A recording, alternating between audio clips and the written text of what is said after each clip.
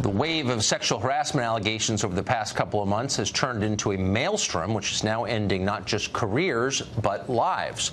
Yesterday, a Kentucky state representative called Dan Johnson drove to a secluded spot on a rural road, and he shot himself.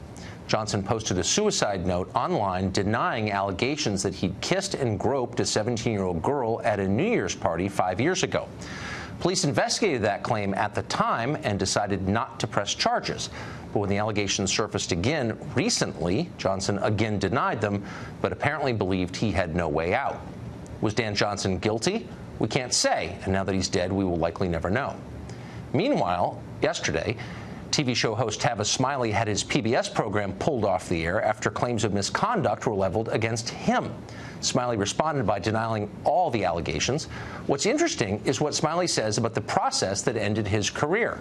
PBS, he says, launched an investigation into his behavior without even informing him it was going on. Quote, I learned of the investigation when former staffers started contacting me to share the uncomfortable experience of receiving a phone call from a stranger asking whether I had ever done anything to make them uncomfortable and if they could provide other names of persons to call.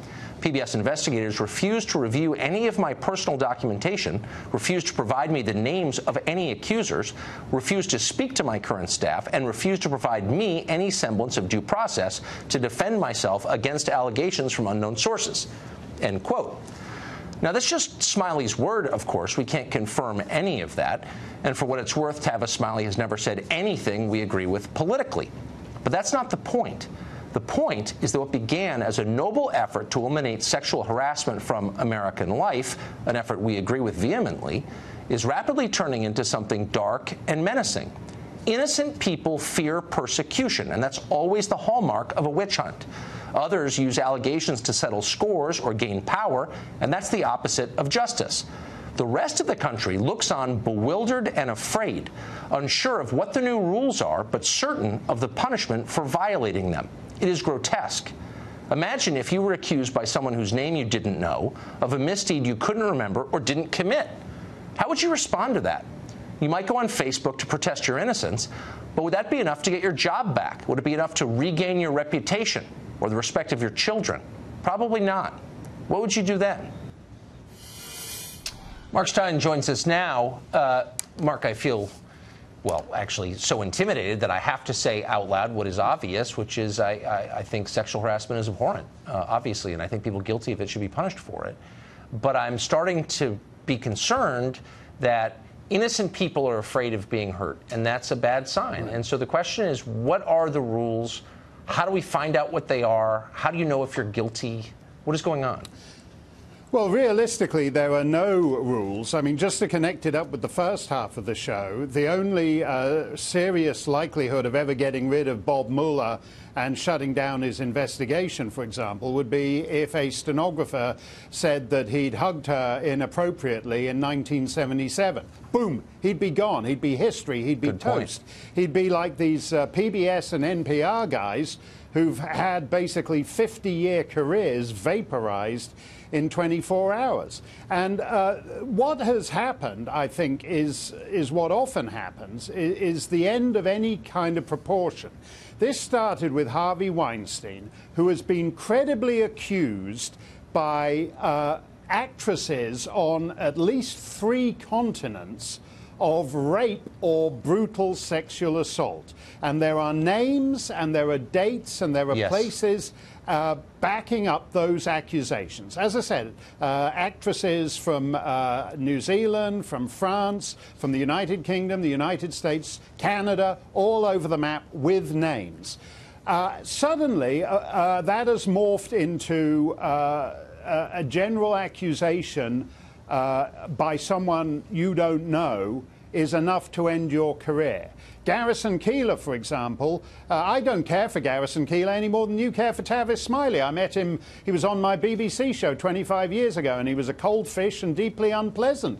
But I feel about him the way you feel about Tavis Smiley. If he's going to just be vaporized and have his life's work wiped out, at the very least, we should know what he did and who he did it to. So why is nobody saying that? Well, I think there's a general agreement on the left, and this has been essentially driven by left-wing dominated industries, that they're now weaponizing sex the way they've weaponized race.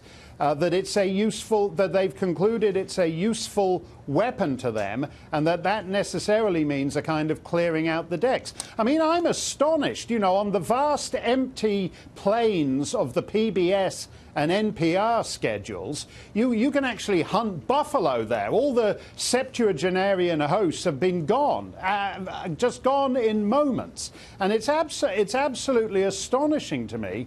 And it will, in the end, make social relations impossible. You must think, as I think occasionally, do I really want to be alone with a female employee now? I think that all the time.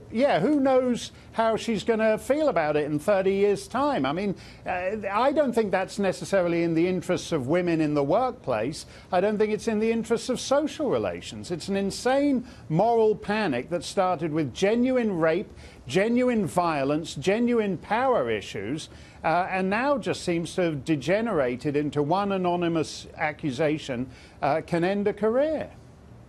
So I wonder why, I mean, again, I think it's always valuable and virtuous to make sure the guilty are punished. That's what justice is.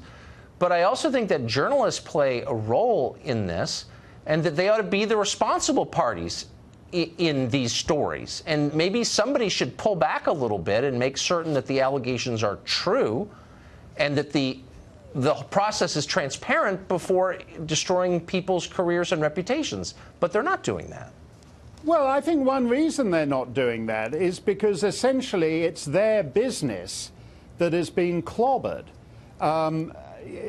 Basically, TV and motion pictures are two of the most desirable businesses to be in. There are far more attractive women wanting to work in those industries than in any other industries on the planet. I live in far northern New Hampshire, and the local feed store does not have a casting couch, because if you said to a comely young lady, you know, there could be a really good job as night clerk here if you play your cards right, she'd laugh in your face and go off and do something else. But there's no, but in television and in motion pictures, there is the supply far outpaces demand. No, that's absolutely true. No, it is a perfect environment for misdeeds like this. It's just that that's right. Not everyone accused is guilty. Mark Steyn, thank you for your wisdom as always. Thanks a lot, Tucker.